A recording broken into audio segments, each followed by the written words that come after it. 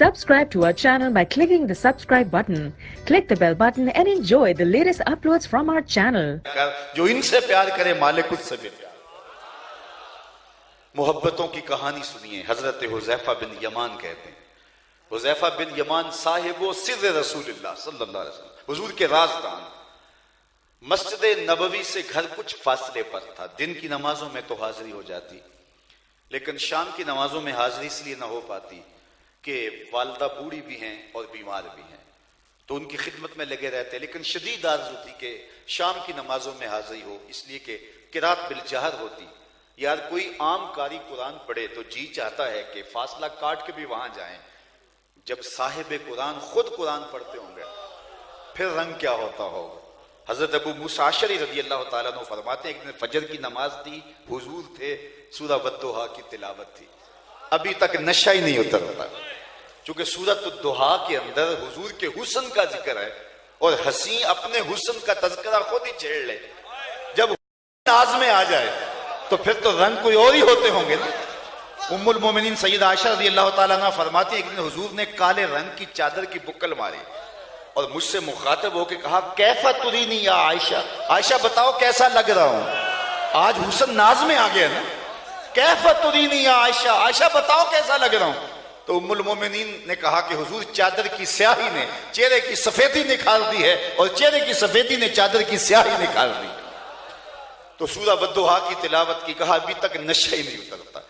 اب حذیفہ بن یمان کہتے ہیں, میری آرزو تھی جا کے حضور کی قرات سنوں, لیکن ماں کا بڑھاپا آڑے آتا. میں ماں کو ایک لالچ دی, میں نے کہا امی اگر آپ مجھے اجازت دیں تو میں حضور کی خدمت میں جاتا ہوں, مغرب کی نماز پڑھوں گا, پھر جب سلام پھرے گا تو میں اپنے لیے اور آپ کے لیے حضور سے مغفرت کی دعا کرواؤں گا. لالچ بڑی اچھی تھی. ماں نے کہا جا پتر میں اجازت دیتی. انہیں پتا تھا حضور کے ہاتھ اٹھ گئے تو خالی نہیں موڑے جاتے. اجابت کا صحرا عنایت کا جوڑا, دلہن بن کے نکلی دعائے محمد.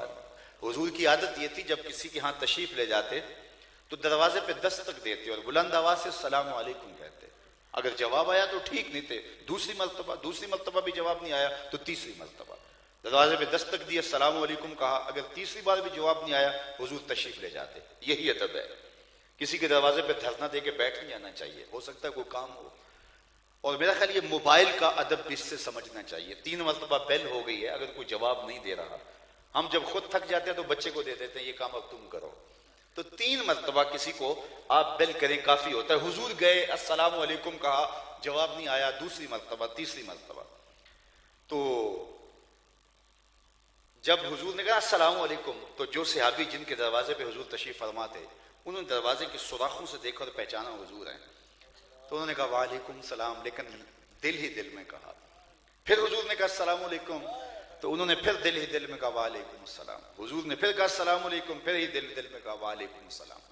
3 مرتبہ ہو گئے, حضور جانے لگے. انہوں نے جلدی جلدی دروازہ کھولا, حضور میں حاضر ہوں. تو فرمایا میں تو 3 مرتبہ کہا, دروازہ نہیں کھلا. حضور میں نے تینوں بار سنا, میں نے جواب بھی دیا, لیکن میں قصداً ہولے ہولے بول رہا تھا. میری آرزو یہ تھی حضور بار بار مجھے سلامتی کی دعا دیتے رہے. انہیں پتا تھا ان لبوں سے نکلی ہوئی دعا باب اجابت تک پہنچتی ہے اور قبولیت کی سند لے کے پلٹتی ہے. تو کہا میں نے ماں کو لالچ یہ دی. ماں نے کہا جاؤ پتر. میں حضور کی خدمت میں حاضر ہو گیا, مغرب کی نماز پڑھی, سلام پھرا, تو میرے دل میں تھا کہ میں حضور سے عرض کروں کہ میرے لیے, میری ماں کے لیے مغفرت کی دعا کر دیجیے. لیکن حضور نوافل میں, اذکار میں ایسے مشغول ہوئے, آرزو رکھنے کے باوجود عرض نہ کر سکا. اور بار بار مجھے خیال آ رہا تھا کہ ماں نے جاتے پوچھنا ہے, حضور سے بخشش کی دعا کروائی تھی, لیکن حضور تو مشغول ہیں. اسی اثناء میں عشاء کی اذان پکاری جانے لگی. وقت ہوا, حضور مصلی پہ آئے, نماز پڑھائی, سلام پھرا, تو حضور اٹھے اور کاشانہ اقدس کی طرف چل دیے. جن لوگوں نے مسجد نبوی کا منظر دیکھا ہے ان کی نگاہوں میں سارا نقشہ آ گیا ہوگا کہ مصلی نبوی سے حجرہ عائشہ کا فاصلہ ہی کتنا ہے. اور جنہوں نے نہیں دیکھا, آج کی مجلس میں ان کے نام دعا ہے, وہ اڑ کے مدینے چلے جائیں. سچی بات ہے, جس نے مدینہ نہیں دیکھا اس نے کچھ نہیں دیکھا. جنہوں ویک کے اکھیاں ٹھر دیاں نے, جنہوں ویک کے ٹھردا سینہ ہے, ربا تیری ساری خدائی بچوں بس اکو شہر مدینہ. تو حضور جب چلے نا, تو حذیفہ بن یمان رضی اللہ تعالیٰ عنہ کو ماں کا وعدہ یاد آ رہا تھا جو ماں کے ساتھ کر کے آئے تھے. تو وہ بھی حضور کے پیچھے چل پڑے. بس کچھ رفتار تیز ہو گئی اور قدموں کی آہٹ پیدا ہوئی. تو آقا کریم نے رخ پھیرے بغیر فرمایا کہ من ھذا، حذیفہ تو، میرے پیچھے پیچھے کون آ رہا ہے؟ حذیفہ تو نہیں؟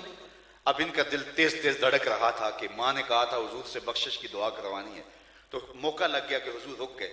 حضور نے فرمایا من ھذا، حذیفہ تو، میرے پیچھے پیچھے کون آ رہا ہے؟ حذیفہ تو نہیں؟ قلت نعم، میں نے کہا جی جی حضور میں حذیفہ ہوں. فرمایا ما حاجتک غفر اللہ لک ولامک، کیا کام ہے؟ اللہ تجھے بھی بخش دے، تیری ماں کو بھی بخش دے. اللہ اکبر. یہاں تو لفظوں کا سہارا بھی نہیں لینا پڑتا، وہ بند لبوں کی بولیاں بھی سنتے ہیں. اقبال بولا اے فروغت صبح آثار و دہور، چشم تو بی نندائے ما فی الصدور. تو کہا ما حاجتوں کا غفر اللہ لک ولامک، اللہ تجھے بھی بخش دے، تیری ماں کو بھی بخش دے. کیا کام ہے؟ اب کام جو تھا وہ تو جنبش لب سے پہلے ہو گیا، کیا بتاتے؟ تو فرمایا حذیفہ سنو، ابھی ابھی ایک فرشتہ میرے پاس آیا ہے جو اللہ سے اجازت لے کے آج پہلی مرتبہ زمین پہ آیا ہے، اور دو کام کرنے آیا ہے. ایک تو مجھے سلام کرنے آیا ہے. یار لوگوں کو حضور کی بارگاہ میں سلام کرنے سے نہ روکو، کائنات کا کلیجہ دھڑکتا ہے کہ حضور کو سلام کرے. یعلا بن مرہ رضی اللہ تعالیٰ عنہ فرماتے ہیں غزوے سے واپسی تھی، حضور استراحت فرمانے لگے تو میں پہرے پہ کھڑا ہو گیا.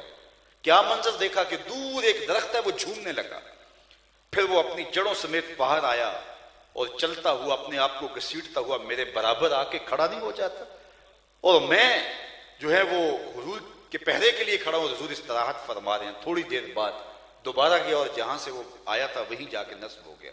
میرے لیے بڑے اچنبھے کی بات تھی. جب حضور بیدار ہوئے تو سلام عرض کرنے کے بعد میں نے پہلا سوال حضور سے یہ کیا کہ حضور وہ جو سامنے درخت ہے تھوڑی دیر قبل اپنی جگہ سے اکھڑا اور یہاں میرے آ کے برابر کھڑا ہو گیا اور پھر واپس چلا گیا. حضور نے حیرت کا اظہار نہیں کیا، میں تو سویا تھا. تفصیل سناؤ کیا ہوا؟ میرے حضور مسکرا کے بولے ھذہ شجرۃ استاذنت ربھا، فرمایا یہ ایک درخت ہے، اس نے رب سے اجازت مانگی تھی، مالک تیرا محبوب نیڑے آیا ہے، سلام نہ کر رہا ہوں. فآذن لھا، اللہ نے اس کو اجازت دی تھی، وہ مجھے سلام کرنے کے لیے حاضر ہوا تھا. تو کہا یہ فرشتہ آج ایک تو مجھے سلام کرنے کے لیے آیا ہے اور دوسرا مجھے خوشخبری دینے آیا ہے کہ آپ کی بیٹی فاطمہ جنتی عورتوں کی سردار ہے اور حسن اور حسین جنتی جوانوں کے سردار.